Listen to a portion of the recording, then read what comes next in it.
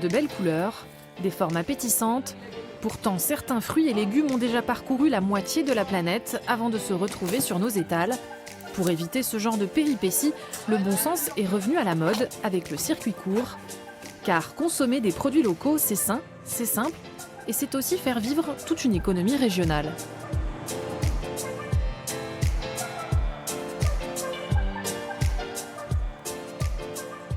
Donc tu me récoltes toutes les bleues, celles qui ne sont pas bien, celles qui sont abîmées, mangées par les rongeurs, etc. Tu me les mets dans ce sens-là.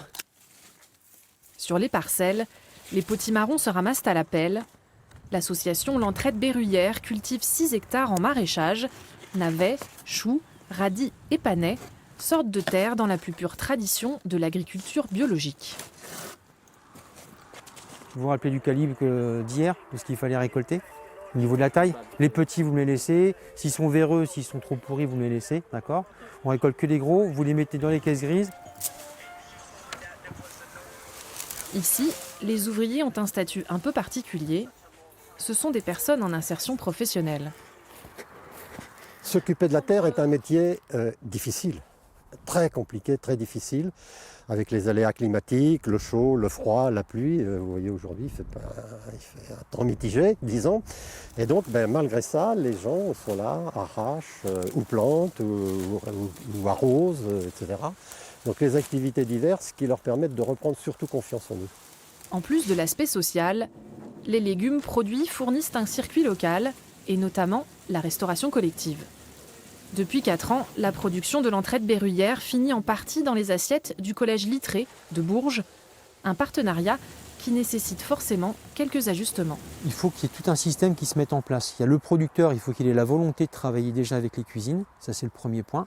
Le deuxième point qui est tout aussi important, il faut que le cuisinier veuille bien travailler avec le producteur. Et il faut aussi que le gestionnaire qui gère le côté financier des repas veuille bien aussi prendre des produits locaux et bio en ce qui nous concerne. Les cuisiniers doivent comprendre aussi nos problématiques dans la production, dans l'approvisionnement, dans la réactivité. Grossièrement, tous voudraient être livrés souvent le lundi matin à 8h, sauf que nous, on commence notre journée le lundi matin à 8h. Donc on ne peut pas les livrer à ce moment-là. C'est toute la problématique qu'il peut y avoir. À 6h du matin, pourtant à Bourges, l'équipe de cuisine du collège Littré a déjà commencé son service. Préparation des plats, des menus et évaluation des quantités. Denis, le chef cuisinier, alterne sa matinée entre les couteaux et le clavier d'ordinateur. Il s'appuie aussi et surtout sur la plateforme en ligne AgriLocal 18 pour passer ses commandes. Ça fait 4 ans qu'elle existe, cette plateforme, donc AgriLocal 18. C'est le département qui l'a mise à disposition. Donc elle est gratuite et pour l'acheteur et pour les fournisseurs. Il suffit simplement de s'inscrire. Alors ce qui est bien, une fois que vous êtes inscrit, si moi je recherche des pommes de terre, je fais un appel d'offres. Et les fournisseurs qui sont inscrits reçoivent un petit SMS, un mail, et ils répondent s'ils ont la marchandise nécessaire. Ici, les produits locaux composent 40% des menus de cette cantine scolaire. Une volonté du cuisinier, mais aussi de son équipe. Aujourd'hui, on fait un petit fondant aux noix que j'ai testé avant à la maison. On teste les recettes avant. Et puis, si ça convient à tout le monde, si ça convient à l'équipe de cuisine, on met en pratique. Après, normalement, ça devrait convenir aux élèves aussi. Le vendredi. Des recettes maison qui doivent aussi composer avec de nombreuses contraintes. Un budget de 2 € par personne et la loi égalité alimentaire qui impose 50% de produits labellisés, 20% de bio et un repas végétarien par semaine dans la restauration collective. Donc déjà, nous, on travaille toujours sur un plan alimentaire. C'est 20 jours consécutifs où on a des obligations. On met 10 fois des légumes minimum et puis des produits gras le moins possible. Sinon, ensuite, travailler en local, c'est une petite gymnastique simplement sur le maraîchage. C'est ça le plus compliqué. Bonjour Laure. Bonjour Denis. Tu vas bien ?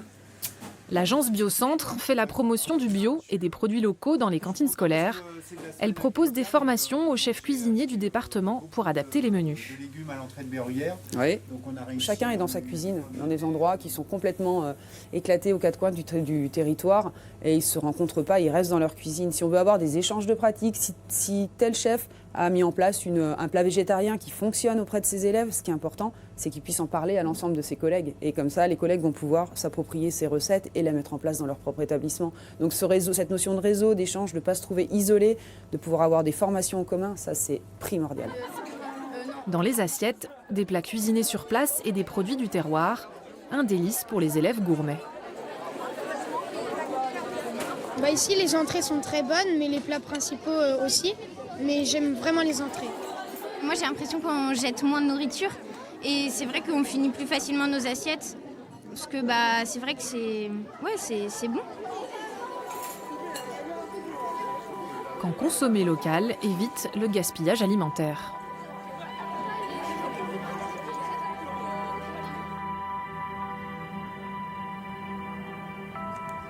Allez, viens.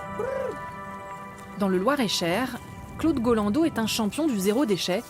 Il élève une centaine de brebis à Mave et propose sa viande bio en vente directe depuis 10 ans. Mais sans ses voisins, impossible pour Claude de valoriser ses déchets. Ce foin vient de chez mon voisin Alain Yvon, qui est à la commune voisine, à 5 km. Et donc c'est un mélange de graminées et de luzerne. Un aliment qui compose le menu quotidien de ces jeunes brebis. Elles aussi bénéficient du circuit court. Au niveau du territoire, il y a un certain nombre d'exploitations qui sont passées en bio aussi depuis une vingtaine d'années. Et donc on est en lien très proche. Et puis on échange du matériel, on échange des matières premières. Et puis aussi des conseils, des expériences, l'échange d'expériences. Et c'est aussi très intéressant. Et Claude, c'est son compost qu'il valorise. Le compost qu'on obtient à partir du troupeau, c'est les pailles de la ferme plus les déjections des animaux qui forment un compost. C'est à peu près 200 à 300 tonnes par an qu'on obtient sur un élevage comme celui-là. Et donc ça permet de fertiliser les terres. Il est entreposé là, puis transporté dans les parcelles et pendu à la belle saison. Le compost de Claude finit là, au pied des noyers d'Alain Yvon, son voisin. Normalement, cette année, ça devrait être la première récolte, mais on a eu des années un peu difficiles, des années sèches. Et du coup, ça sera peut-être que l'année prochaine. L'année prochaine. Ouais. Moi, je suis convaincu qu'on a aussi besoin de matière animale dans nos sols. C'est-à-dire qu'on a de la flore, on a de la faune dans le sol, on a des micro-organismes, etc. Mais il y a des choses qui sont pas, j'allais dire, naturellement dans le sol, ou qui se développent moins vite. Et donc, en fait, ces bactéries, ces micro-organismes, on les apporte. Le compost de Claude nourrit les sols d'Alain. Alain fait pousser le foin pour Claude. Leurs activités sont complémentaires. Aller chercher des matières premières chez son voisin, ça limite le transport, mais c'est aussi l'occasion de rompre l'isolement dans les campagnes. L'invention du siècle pour les paysans, c'était le téléphone portable. On est quand même dans un milieu agricole où, faut pas se le cacher, c'est quand même difficile au quotidien.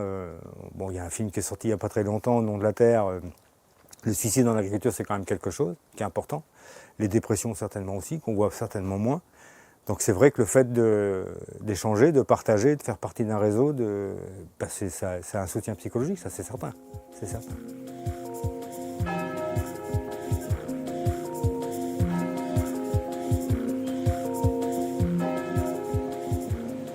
Avec ceci, ça fera 9,75 s'il vous plaît. Au marché de Théier, le lundi matin, la camionnette de Julie fait désormais partie du paysage. On est content de trouver un petit céleri, un petit poireau du coin. Bon, après, il y a des légumes qui sont un peu plus loin, mais je privilégie ce qui est frais, ce qui est à proximité. Quand on vient de la région parisienne, on essaye un peu de revenir à des circuits plus courts et à du produit plus sain, quoi. Il faut manger local et essayer d'avoir des bons produits, c'est sûr. Je pense que l'alimentation, c'est quand même le facteur numéro 1 santé. Julie propose des produits 100% locaux et le plus souvent en bio ou en agriculture raisonnée. Elle rend accessible aux habitants des villages ruraux un panel de produits de la région. Et vos framboises? À vous aussi, au revoir. L'idée, c'est d'avoir des produits, on va dire, de tous les jours. J'ai pas envie d'être assimilée à une épicerie fine. Donc même s'il y a quelques petits produits qui peuvent être un petit peu plus haut de gamme, mais c'est vraiment se nourrir au quotidien avec les produits locaux. J'ai 3 critères de sélection, on va dire, plus précis. Le premier, c'est la qualité du produit. Il faut que le produit me plaise à moi. Le deuxième critère, c'est la convivialité que je peux avoir avec les producteurs. Donc l'échange qu'on peut avoir, etc.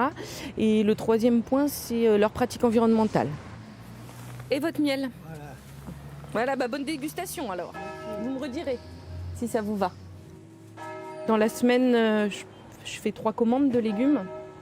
Donc sur 2 maraîchers, donc il faut toujours penser à ce qu'on fait. Moi, il faut que ce soit aussi... J'essaye d'optimiser en disant, je vais passer par là. Donc ça va être tel jour où je vais y aller. Il faut qu'eux, ils puissent aussi... Donc c'est une vraie logistique. C'est un tiers à peu près de mon temps. D'ailleurs, une fois le marché terminé, l'épicière va chercher les fruits et légumes pour la semaine suivante. Direction le verger des Perrins à Châtillon-sur-Cher.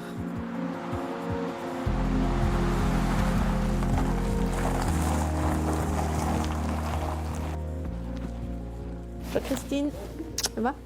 Oui, et toi? Ouais. Tiens, je te rends ta caisse vide. Ok. Je viens chercher ma commande. C'est prêt. Philippe et Christine Perrin ont repris la ferme familiale pour presque tout modifier dans l'organisation et la production. Ils vendent depuis 20 ans l'intégralité de leurs pommes directement aux particuliers. Le couple a soutenu Julie dans son projet d'épicerie ambulante dès le début.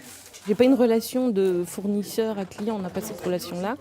On va plus avoir une relation de partenariat. Si on a besoin de quelque chose de particulier, c'est facile à demander. C'est des gens qui sont disponibles pour plein de choses. Oui, c'est bien. Moi, pas trop gros, ça me va. Non, les gens, ils préfèrent en petit parce que autrement, ils les coupent en 2. Donc c'est bien, moi, ça me va. Et puis aujourd'hui, je t'ai mis celle-là. D'accord, super, très bien. C'est plein, monsieur, c'est plein. Il y en a encore 2. Il y en a encore 2. La journée de Julie n'est pas terminée. Elle repart sur les routes de Sologne pour aller se fournir en légumes, cette fois-ci à la ferme Sainte-Marthe.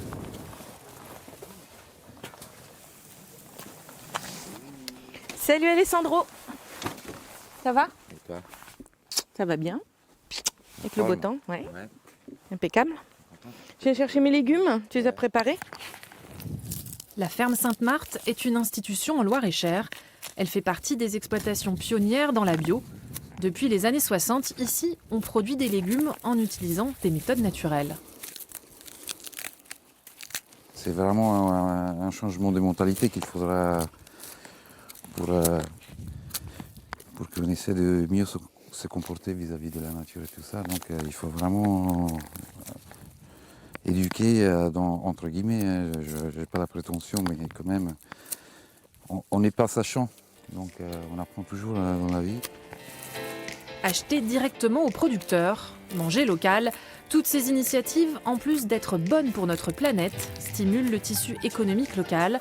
Cela permet aussi de fixer les emplois sur notre territoire. Avec les circuits courts, les comportements des consommateurs se modifient et transforment profondément notre société.